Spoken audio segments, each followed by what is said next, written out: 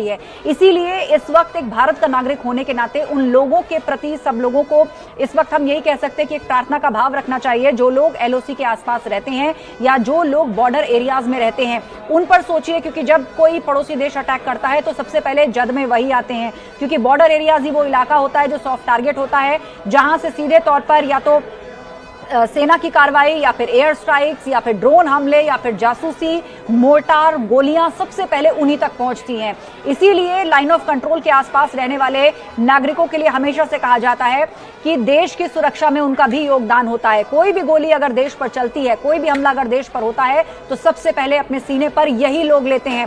पहला नुकसान, पहला डिस्ट्रक्शन इन्हीं लोगों के साथ होता है। तो ऐसे में इन लोगों का जो जीवन है वो बहुत ही कठिन होता है। तो आज की रात उन लोगों के लिए भी बतौर एक भारत का नागरिक हम सब लोगों की तरफ से एक प्रार्थना की रात होनी चाहिए कि वो उस संबल के साथ रहें, वो उस हिम्मत के साथ रहें, क्योंकि भारत की सेना का पूरा कंट्रोल है उस जगह पर। पूरी तरीके से भारतीय सेना ने एक तरह से उसे सिक्योर घोषित किया है, लेकिन फिर भी क्योंकि जगह संवेदनशील है, सबसे पहले निशाने पर यही आई, इसीलिए सेना चौकस है।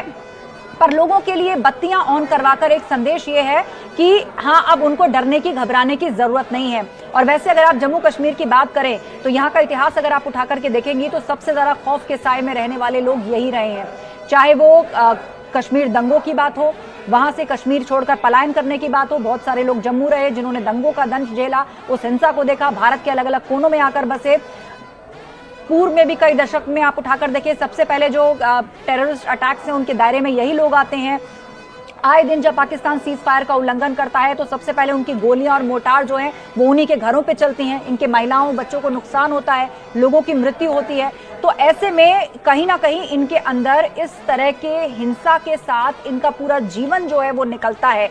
और जब सीधे सीधे युद्ध जैसे हालात बन जाएं, जिस मौजूदा हालात में हम अभी बैठे हैं, तो उसमें आप सोचिए कि सेना ने फिलहाल इस पूरी जगह को अपने कंट्रोल में लिया हुआ है, एहतियात के हर कदम उठाए जा रहे हैं। और दूसरी तरफ पाकिस्तान पर भी काउंटर अटैक शुरू हो गया है, क्योंकि दुश्मन को इतना मौका नहीं देना कि हम खुद को केवल बचाते रहें, हम खुद को केवल डिफेंड करते रहें। दुश्मन को उलझाना भी पड़ेगा, दुश्मन को काउंटर अटैक भी देना पड़ेगा और उसको ये संदेश भी देना पड़ेगा कि भारत को आपने छेड़ा है तो अब आपको भुगतना पड़ेगा, अब आपको हम छोड़ेंगे। सुना आपने, और इस तरह के धमाके आपने पहले भी इस तरह की आवाजें सुनी? नहीं, हमारे पहले भी सुने हैं, लेकिन ये तो अनएक्सपेक्टेड हो गया ना। ये इसका तो किसी को नहीं पता था, इल्म था कि ये बात होगी। यही सोच रहे थे कि होगा होगा होगा, लेकिन इतनी जल्दी हो जाएगा ये नहीं पता था किसी को। और विद इन टाइम में पूरा मार्केट बंद हो गई, सब कुछ बंद हो गया।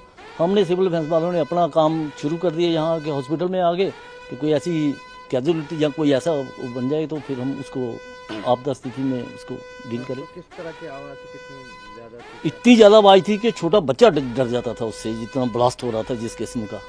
तो समथिंग कोई 5-6 ब्लास्ट हुए।